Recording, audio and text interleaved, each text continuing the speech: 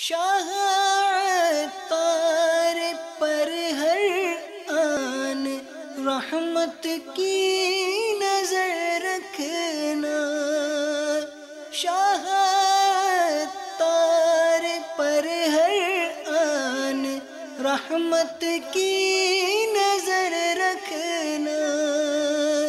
करे दिन रात ये सुन्नत की खिदमत या रसूल अल्लाह। अल्हम्दुलिल्लाहि रब्बिल आलमीन वस्सलातु वस्सलामु अला सय्यिदिल मुरसलीन अम्मा बअद फ़अऊज़ु बिल्लाहि मिनश शैतानिर रजीम। बिस्मिल्लाहिर रहमानिर सलातु वस्सलामु अलैका या रसूल अल्लाह व अला आलिका व अस्हाबिका या हबीब अल्लाह। सलातु वस्सलामु अलैका या नबी अल्लाह व अला आलिका व अस्हाबिका या नूर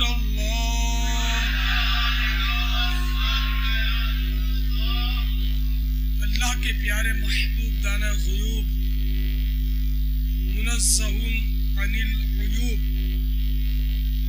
सल्लल्लाहु तआला अलैहि वसल्लम का फरमाने रहमत निशान है। जिसने मुझ पर एक बार दुरूद पाक पढ़ा अल्लाह तबारक व तआला उस पर 10 रहमतें नाजिल फरमाता है। सल्लू अलल हबीब सल्लल्लाहु तआला अला मुहम्मद। पसीने या कपड़ों में बदबू आती हो ऐसी सूरत में भी मस्जिद में दाखिला जायज ना होगा। हर एक के पसीने में इतनी बदबू नहीं होती, बल्कि मेरे मदनी आका सल्लल्लाहु तआला अलैहि वसल्लम के पाक पसीने में तो खुशबू थी। वल्लाह जो मल जाए मेरे गुल का पसीना मांगे न कभी इतर न फिर चाहे दुल्हन फूल। नहीं, सचमुच किस किस ने पेट का कुफले मदीना लगाने की तरकीबें शुरू की है? जिन्होंने की है, वरना वो गलत हो जाएगा। माशाअल्लाह माशाअल्लाह, उसी तरह हाथ उठ रहे हैं। इन्होंने तरकीबें की है कम खाना।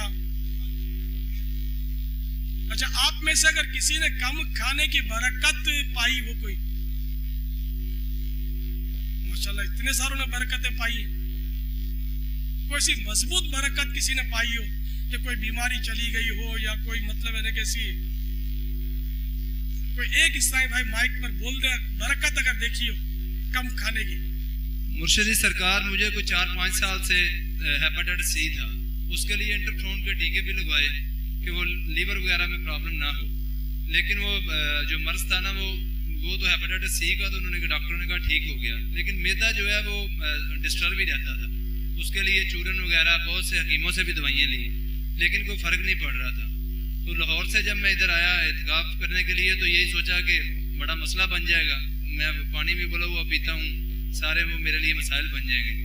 एक आध दिन तो प्रॉब्लम हल्की सी हुई, लेकिन जब आपने फरमाया कि मैदे के लिए वो ये है कि आप कम से कम खाना खाएं तो बेहतर हो जाएगा। तो परसों भी आपका बयान सुना यहीं बैठ के, तो यही नीयत की कि जो सहरी में है ना, सहरी में मैं एक दिन पहले जब खाना खाया तो साथ चूरन खाया था, लेकिन अगले दिन जब सहरी में खाना खाया तो 1 नान खाया।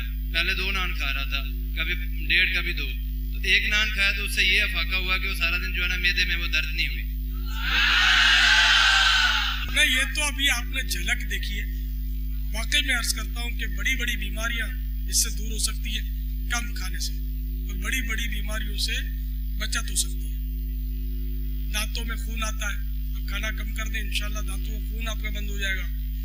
अगर आपको बार बार मोशन आते हैं, आप खाना कम कर दें इंशाल्लाह सही हो जाएगा। पेचिश जैसा कोई मसला है तो खाना कम कर दें, इंशाल्लाह आपको एक वक्त में, दिन में एक वक्त में पूरी फरागत हो जाएगी इंशाल्लाह। आप तजर्बा करें। पापा इसका रूहानी फायदा ये है कि 2 दिन से भी शुरू किया, अल्हम्दुलिल्लाह इसकी बरकत से नाशे में, मुनाजात में, इबादत में, तिलावत में, जिक्र में और हलकों में हाजिरी में अल्हम्दुलिल्लाह बहुत रूहानी सुकून मिलता है। मुबारक हो आपको, मुबारक हो, अल्लाह इस्तिकामत बख्शे। ये असली फायदा है। ये तो लिखा है, इह्याउल उलूम में भी लिखा है, मिनाजुल आबिदीन में भी लिखा है कि ज्यादा खाने से इबादत में दिल नहीं लगता। अल्हम्दुलिल्लाह वो जिस्मानी फायदा था, ये रूहानी फायदा। और कोई इसी तरह की बहार या जिस्मानी फायदे की बहार?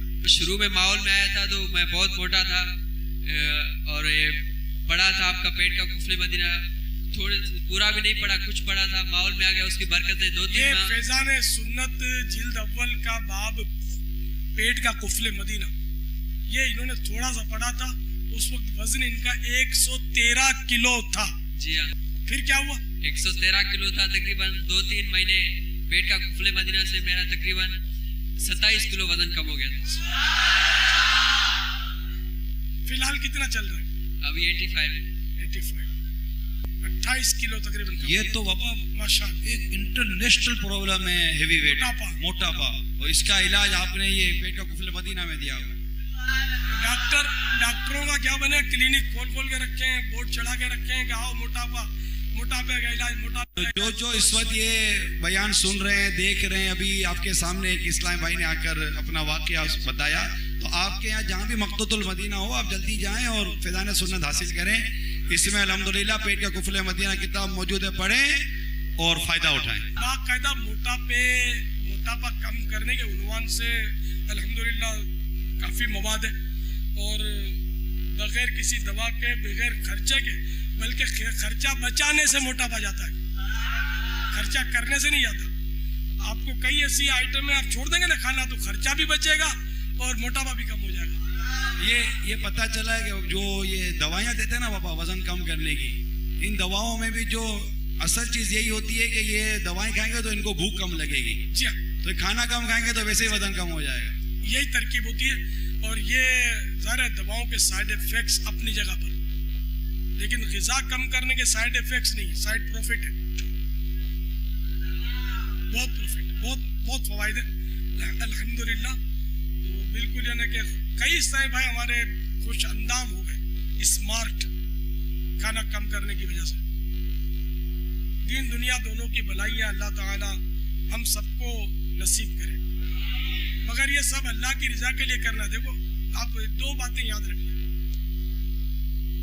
देखो कोई अगर ऐसी बात हो ना तो किसी का वजन ज्यादा, उसकी तरफ देखना नहीं चाहिए, उसकी तरफ देखकर मुस्कुराना नहीं चाहिए कि उसकी दिल आजारी हो सकती है। जो अब मैं बात कहने लगा कि वो रिवायतें हदीसें जो मैंने नकल की हैं उसमें पेट का कुफले मदीना में, कि मोटा आदमी अल्लाह ताला को नापसंद है, यानी कि मोटा होना ये कोई गुनाह का काम नहीं है, लेकिन अल्लाह ताला को पसंद नहीं है।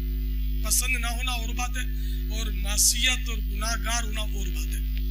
तो बाज लोग तो ज्यादा खाने से मोटे होते होंगे, बाज ऐसा हो सकता है कि किसी और मरज की वजह से भी सुना है कि मोटापा आता है, वो बेचारे खाना कम खाते हैं लेकिन बदन इनका फूलता रहता है। तो इसलिए किसी के बारे में ये सोचना कि चूंकि ये बहुत ज्यादा खाता है इसलिए मोटा है, ये भी नहीं ठीक।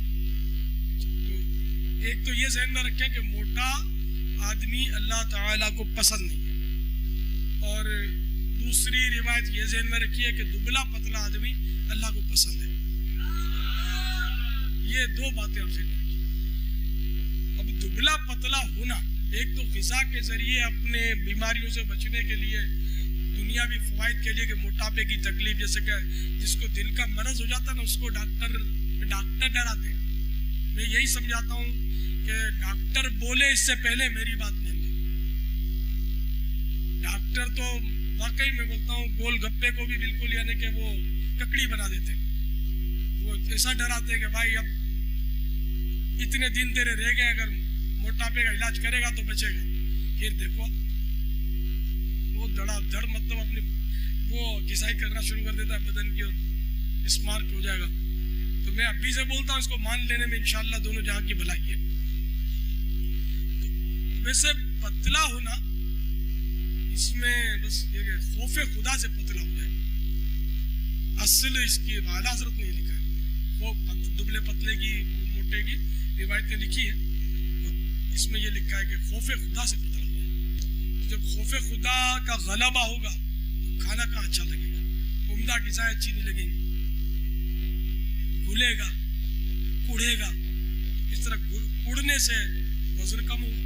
और हम लोग चूंकि गफलत के मारे बिल्कुल गाफिल और ढीठ बने पड़े, तो हमारा काम बदन भूलेगा। टहका मार के गफलत के साथ हंसते होते हैं, मजाक मस्करी करते होते हैं, और हर वक्त गैर संजीदगी का सिलसिला होता है। हमारा वजन क्या करें? अब खाने से कम अगर वजन हम करते भी हैं तो दुनियावी फायदे के लिए कि हमारी बीमारियां दूर होंगी, हम जरा मतलब यूं हो जाएगा तो जरा बदन हल्का फुल्का रहेगा, ये फवाइद तो हासिल होंगे। लेकिन असल में अल्लाह की रजा की नीयत करेगा तो सवाब भी मिलेगा कि मैं इबादत पर कुव्वत हासिल करने के लिए कम खाऊंगा। क्योंकि मोटा आदमी इबादत में सुस्त होता है, पतला आदमी कदरे चुस्त रहता है।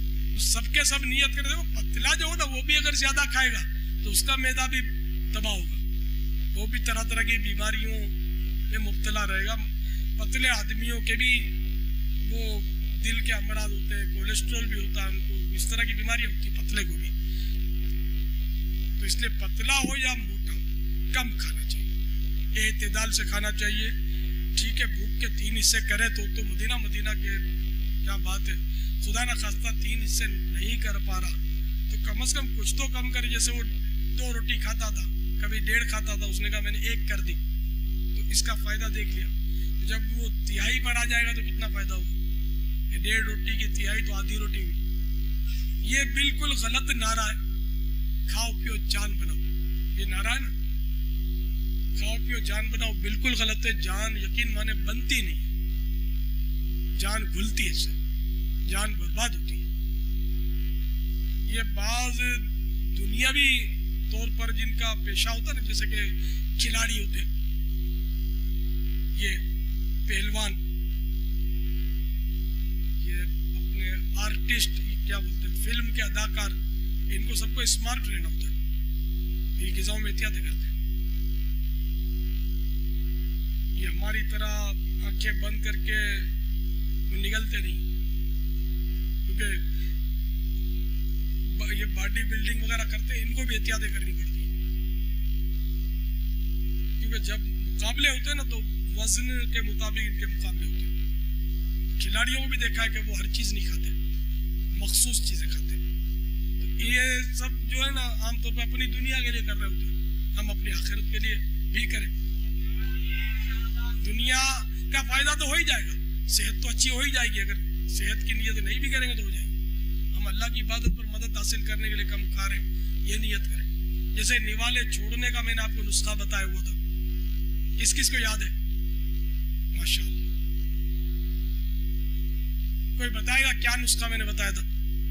आप बताइए। जिसने रज़ा अल्लाह अज़्ज़ा वजल के लिए एक लुक़मा कम किया, अल्लाह ताला उसका जन्नत में दर्जात बुलंद फरमा।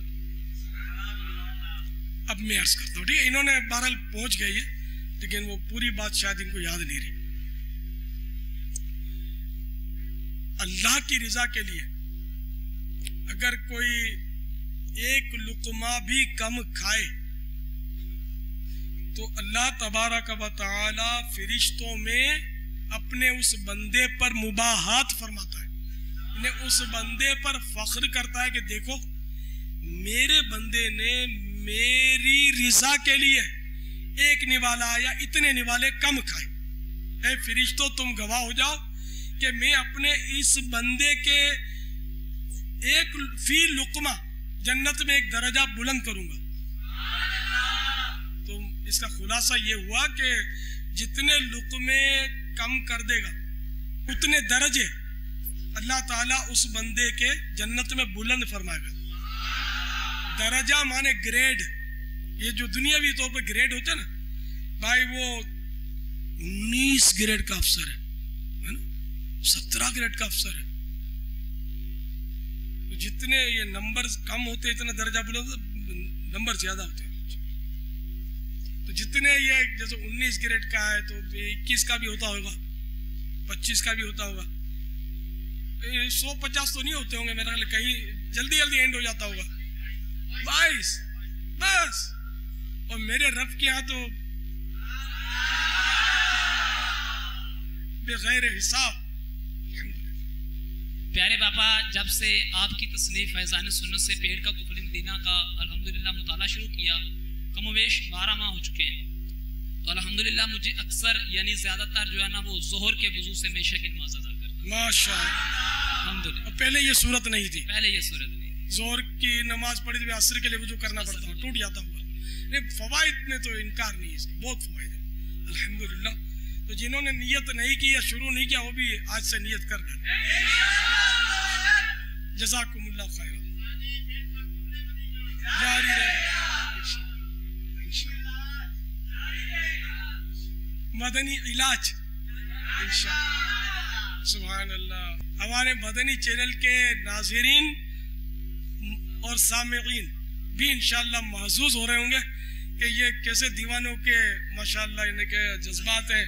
और अभी तो कितने हाथ उठा रहे थे, बोलना चाहते थे, बेचारों को बोलने नहीं दिया हमने, कि इन्होंने कम खाकर अपने लिए बड़े मतलब इनके फवाइद इकट्ठे किए हैं और मजीद भी कर रहे हैं। हमने इसीलिए इनको मौका दिया था कि दूसरों को भी इसकी तरगीब हासिल हो। तो अल्लाह ताला हमको इसकी बरकतें नसीब फरमाए और अपनी रजा के लिए ये काम नसीब करे। तो वो पसीने की बदबू की बात चली थी। तो बदबूदार पसीना अगर बदन से आता है और पसीना इसका बदबू आती है लोगों को, तो ऐसी सूरत में मस्जिद में दाखिला हराम है कि इस तरह खुद इस दूसरे मुसलमानों को भी और फरिश्तों को भी बदबू से तकलीफ पहुंचेगी। तो इसके इलाज भी मैंने अर्ज किया आपको। तो बात चली थी कि इसका ये खर्चे वाला इलाज करने के बजाय खाना ही कम कर दे, खर्चा बचाने वाला इलाज किया जाए।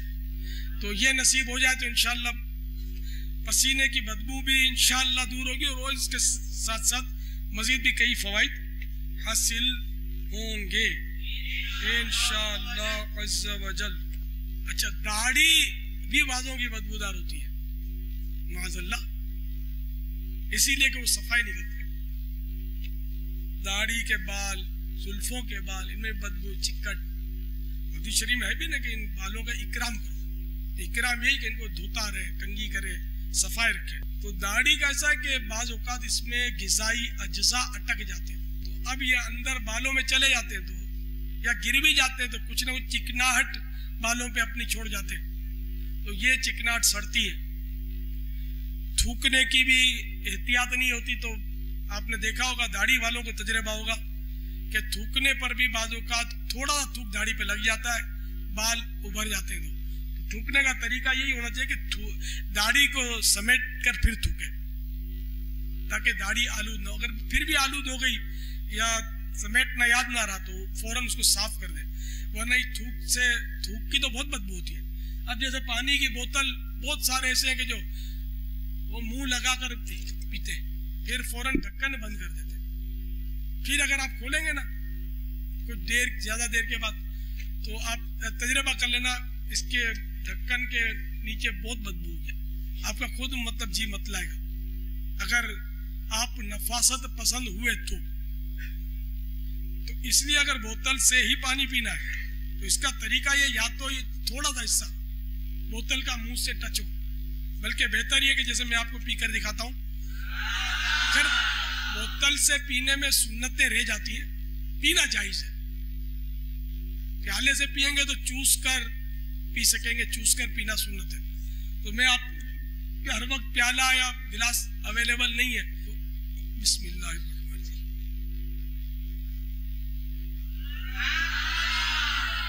ये मैंने मुंह टच नहीं होने दिया, तो इस तरह अब इसको थूक नहीं लगा तो बदबू होने का इम्कान ना रहा। या एक सूरत यह कि अगर मुंह लगाए बगैर नहीं पी सकते तो थोड़ा सा टच कर दें होठ से, थूक नहीं लगे।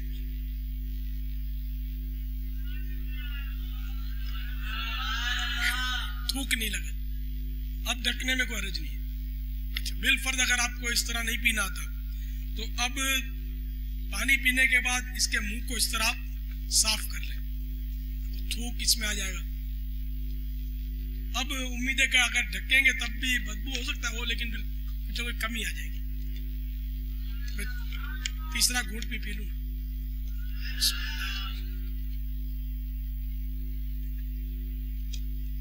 मगर बोतल से पानी पीना ये तरीका है नहीं अच्छा, क्योंकि वो इसमें छोटे बड़े घूंट की तमीज नहीं हो सकेगी, मुश्किल है।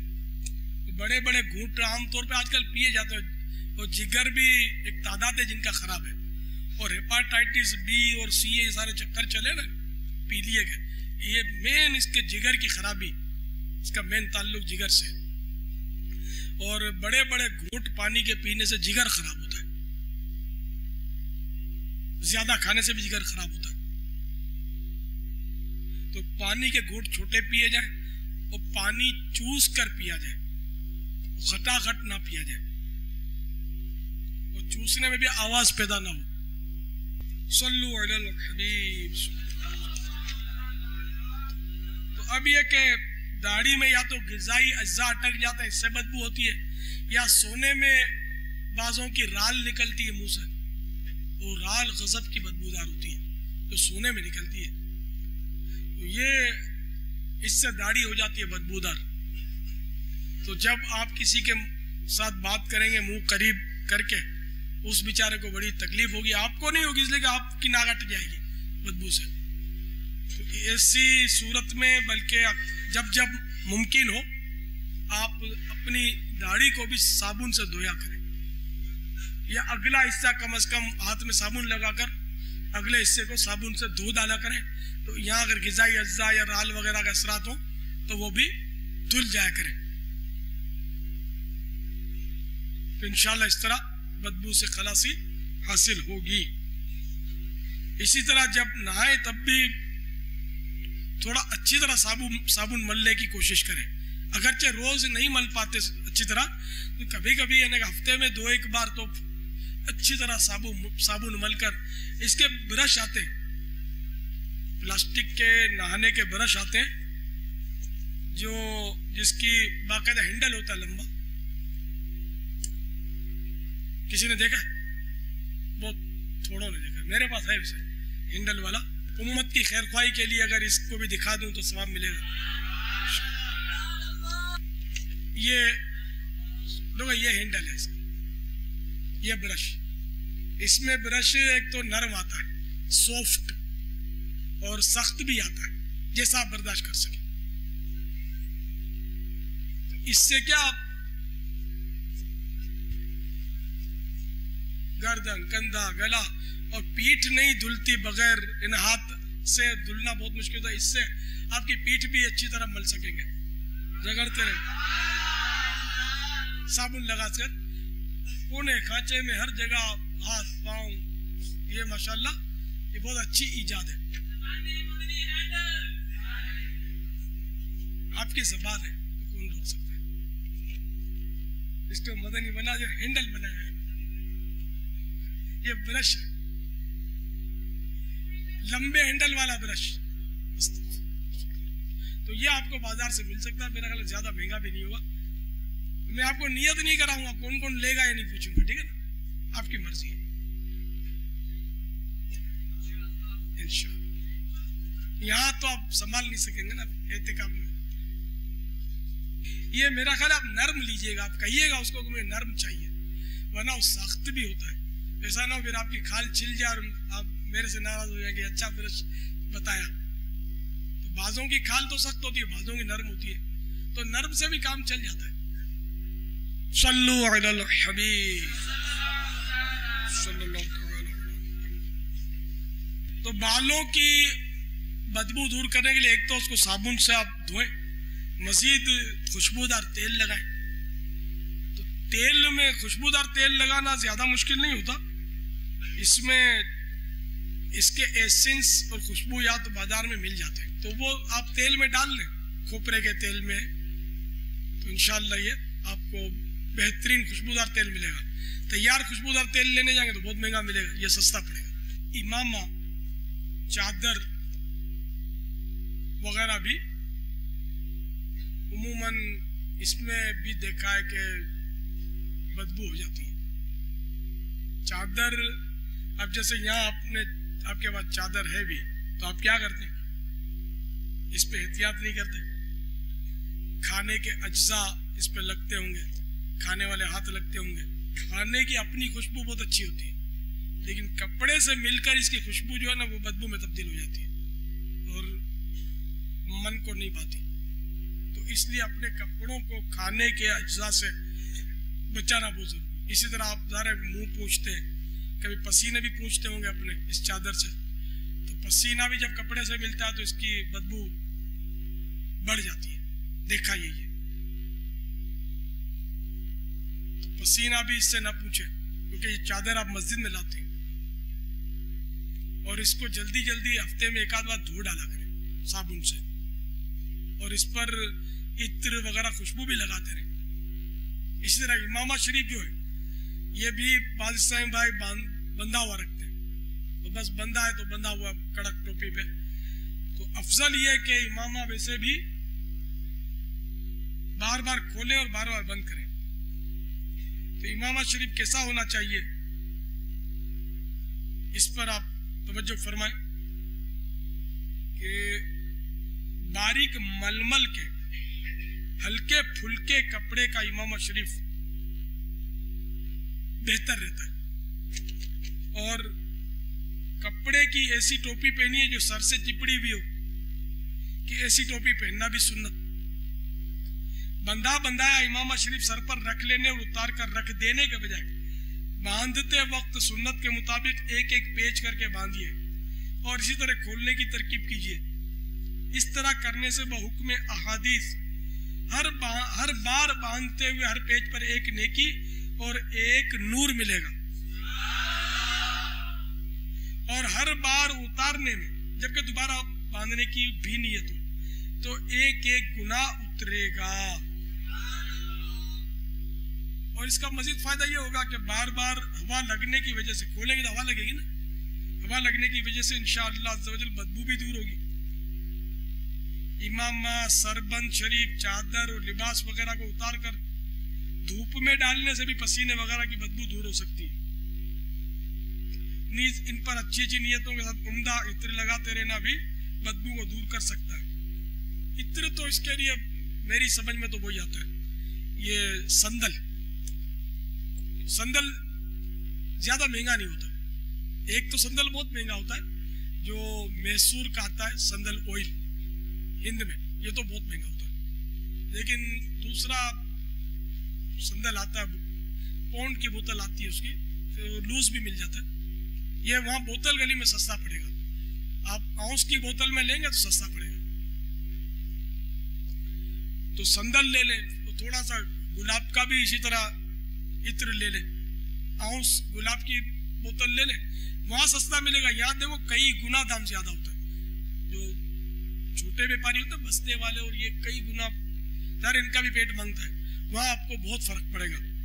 हाँ, ये अब जैसा बेचने वाला अगर वो समझ गया कि ये मतलब इसको मालूमात नहीं है, तो ये हो सकता है आपको काट ले, तो 2-3 जगह पूछ कर फिर आप ले, तो ये शायद आप इसमें फायदे में रहे। तो संदल और गुलाब लेकर दोनों को मिक्स कर दें बड़ी बोतल में और बंद करके रख दें, तो कुछ टाइम के बाद ये बहुत अच्छी तरह हल हो जाएगा अंदर, और इंशाल्लाह बहुत बेहतरीन खुशबू हो जाएगी।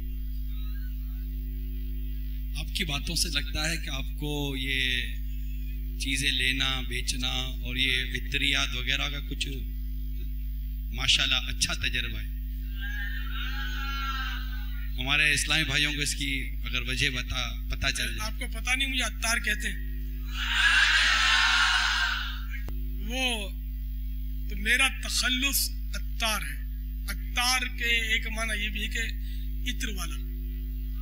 अत्तार देसी दवा फरोश को भी अत्तार बोलते हैं, और हजरत शेख फरीदुद्दीन अत्तार रहमतुल्लाह ताला अलैह बुजुर्ग भी गुजरे जिन्होंने तज़किरतुल औलिया लिखी है। तो मेरा तखल्लुस अत्तार है। इत्र से भी मेरा ज़ाहिर के वास्ता तो पड़ता ही रहता है। ये आपका बयान अल्हम्दुलिल्लाह मदीना मुनव्वरा में भी सुना जा रहा है, माशाअल्लाह देखा भी जा रहा है। वहाँ तो सवाल आया है अभी SMS के जरिए कि आप 3 दिन से जो ये बदबू के उन्वान पर जो बयान फरमा रहे हैं, तो क्या आपको इस मामले में कुछ ज़्यादा तजर्बा है कि लोगों के जिस्मों से और इस तरह की बदबू बहुत ज़्यादा निकलती है? नहीं, इस तरह की बातें हम दूसरे चैनल पर सुनते नहीं है जो इस चैनल पर हमें सुनने को मिल रही हैं, तो कुछ उनके लिए जवाब इरशाद फरमा दें। ये पैगाम भी मदीने से आया है, पैगाम मदीने, और मदीने वाले आका सल्लल्लाहु तआला अलैहि वसल्लम की तबीयत में नफासत बहुत है। मेरे आका सल्लल्लाहु तआला अलैहि वसल्लम को खुशबू बहुत पसंद थी, बदबू सख्त नापसंद। तो मेरे आका सल्लल्लाहु तआला अलैहि वसल्लम तो खुद सरापा खुशबू, और मेरे आका सल्लल्लाहु तआला अलैहि वसल्लम का पसीना कायनात की सबसे बेहतरीन खुशबू। बल्कि इतने जन्नत में भी ऐसी खुशबू नहीं जैसी खुशबू नबी के पसीने में है। दुनिया पसंद करती है इतने गुलाब को, लेकिन मुझे नबी का पसीना पसंद है। फैजान खुशबू मुस्तफा जारी रहेगा। एक पैगाम खड़ी शरीफ से, खड़ी शरीफ ये पंजाब में जी, वहाँ भी आपका ये बयान देखा और सुना जा रहा है। उन्होंने भी SMS के जरिए ये सवाल किया है कि पेट के कुफले मदीना से कमजोरी तो नहीं होती? पेट का कुफले मदीना से कमजोरी दूर होती है। देखो, आर्जी तौर पर कमजोरी हो सकता है महसूस हो, लेकिन हकीकत में कमजोरी दूर होती है। ज्यादा खाने से जान बनती नहीं है, जान घटती है और घुलती है। इन मानो करके वो आदमी फूलता है तो वो असल में इसमें ताकत कम होती है। ये तो हमने बचपन से सुन रखा है, बचपन से, कि मोटा देखकर डरना नहीं, पतला देखकर लड़ना नहीं। आपने भी सुना हो शायद। तो इसका मतलब पतला जो होता है वो फुर्तीला होता है और ताकतवर होता है। और अगर पतला गिर भी गया तो मोटे को अपने ऊपर गिरने ना दे, वरना तो बेड़ा पार है इसका क्या। और अगर मोटे ने इसको गिराया और ये फुर्ती से हट गया, फुर्ती से हट सकेगा, तो मोटा अब जब पछाड़ खाएगा ना फिर नहीं उठ सकेगा। तो पतला जो एकदम उठ जाएगा। मोटा गिरेगा तो उसको चोट ज्यादा लगेगी, पतला गिरेगा तो वो कपड़े झाड़ता हुआ उठ खड़ा होगा, उसको इतनी तकलीफ नहीं होगी। जैसे आप कीड़ी को 12 मंजिला इमारत से फेंक दे, चूंटी को, तो उसकी सेहत पर असर नहीं पड़ेगा। वो आप फिर आप किसी को खड़ा रखें उसको फेंक कर, वो जमीन पर चल रही होगी। और अगर आप एक मंजिल से छलांग लगाकर दिखाएं, फिर चल के दिखाएं, पता चल जाएगा। तो जितनी वजनदार चीज होती है ना, जब वो पछाड़ खाती है उसको चोट आती है, ज्यादा आती है, पतले को कम आती है। इल्ला किसी नाजुक एंगल पर गिरे पतला तो उसको भी जाहिर है नुकसान तो पहुंच सकता है। तो मोटा जब नाजुक एंगल से गिरे तो उसको तो उसके मुकाबले में ज्यादा ही तकलीफ होगी। तो इसलिए वो खड़ी शरीफ के साथ भाई कुफले मदीना पेट का लगा ही ले, कमजोरी से ना डरे, इंशाल्लाह ताकत है। वल्लाहु तआला अअलम व रसूलुहु अअलम अज़्ज़ा व जल्ला व सल्लल्लाहु तआला अलैहि व सल्लम। सल्लु अलल हबीब सल्लल्लाहु अला मुहम्मद। तेल, खोपरे का तेल लेकर अपनी पसंद का इत्र के चंद कतरे उसमें डाल लें तो वो इंशाल्लाह खुशबूदार बन जाएगा। और केमिकल से भी सफेद होती है, गिजाओं से भी, आजकल गिजा भी ऐसे ही, साबुन भी ऐसे ही है, हर चीज में ये चीजें मौजूद है। और ये बालों को सफेद क्या, बालों को कमजोर करते हैं, बाल झड़ जाते हैं, टूट जाते हैं, गंज पड़ जाती है। अब इसका तो हल नहीं है। अगर बाल सफेद होते तो क्या हर्ज है?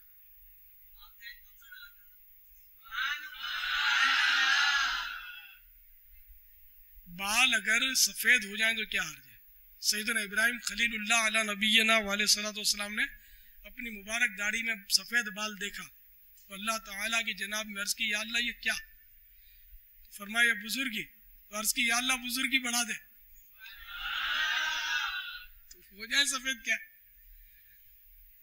क्या है इसमें?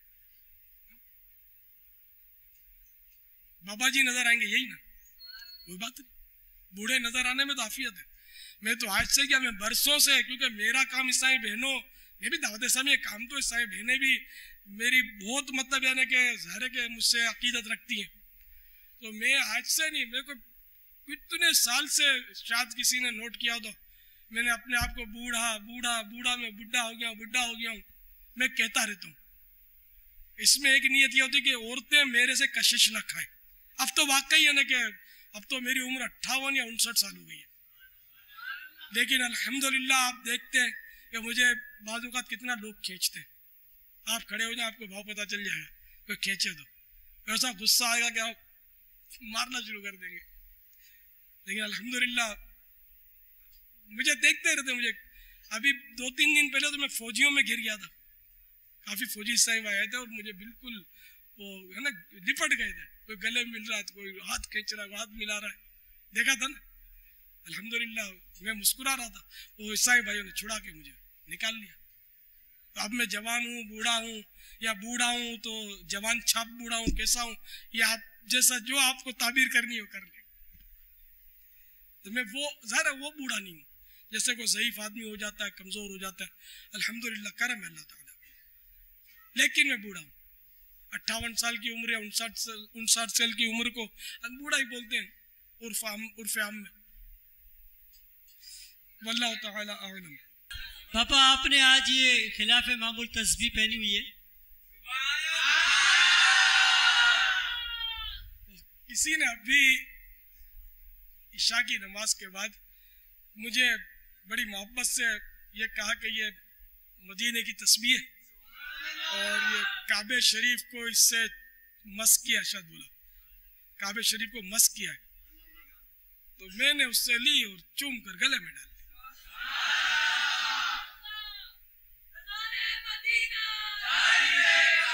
तो खैर मैंने अब आज डाल ली है, लेकिन आपको नहीं डालनी है, आपको नहीं इस मुआशरे में काम करना है। तस्बीह डालोगे लोग देख के दूर भागेंगे, ये क्या हमें भी तस्बीह डाल के घूमना पड़ेगा, है ना। तो एक मौका है, इत्तिकाफ के दिन है और आशिकान रसूल की सोहबत है, तो मैंने कुछ देर के लिए डाल दी, ये लो उतार ली मैंने। चलिए आपकी दिलजोई के लिए पहन लेता हूँ।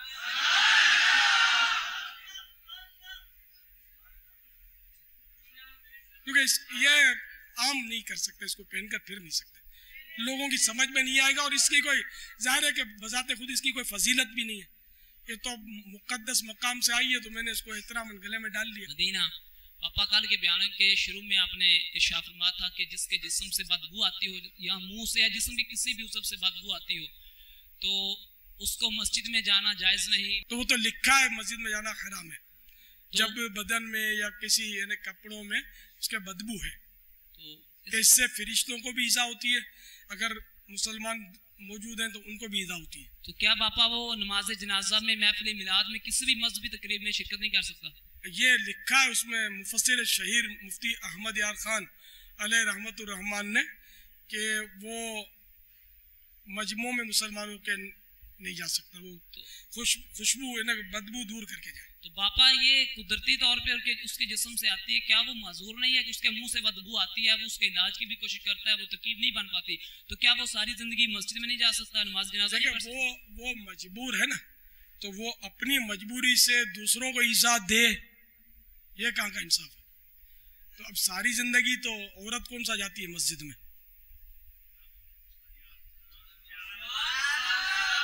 बाज मजबूरियां ऐसी होती कि इनका हल नहीं होता। इसकी मैं मिसाल दूं, फतवा रज़विया शरीफ में एक फतवा मैंने पढ़ा था 2 जुड़वा बहनों का, कि 2 जुड़वा बहनें, सवाल है 2 जुड़वा बहनें और जवान हो गई हैं और आपस में वो उनकी जुड़ी हुई थी नाल, ये दोनों जुड़ी हुई है, अभी जवान हो गई है, इनकी शादी की क्या तरकीब हो। अब उस दौर में इस तरह का ऑपरेशन नहीं हो पा रहा होगा या उसका ऐसा प्रॉब्लम होगा कि ऑपरेशन नहीं हो सकता होगा, अब इनकी शादी का क्या करें। तो आला हज़रत ने फरमाया कि शादी नहीं कर सकती, उम्र भर इनको चाहिए कि सब्र करें। हल नहीं है ना कि एक ये शादी कैसे 2 बहनों की एक आदमी से शादी होना मुमकिन नहीं, हमारे यहाँ इस्लाम में इसकी इजाज़त नहीं है, और अगर एक का अलग शौहर दूसरे का अलग शौहर तो ये मुमकिन नहीं है ना कि खलवत हो। तो इसलिए ये दोनों बहनें सब्र करें। तो इसी तरह बदबूदार जो है वो सब्र करें। क्या वो नमाज फिर घर में पढ़े तो कल क़यामत में उसे गिरफ्त तो ना होगी, मस्जिद में तो नहीं नमाज तो नहीं। शरीयत पर अमल करेगा तो इंशाल्लाह सवाब पाएगा। हुक्म शरीयत है कि मस्जिद में ना जाए। जज़ाकल्लाहु खैरा। आमीन। सल्लु अलल हबीब। शाह तार पर हर आन रहमत की नजर रखना, शाह तार पर हर आन रहमत की नजर रखना, करे दिन रात ये सुन्नत की खिदमत या रसूल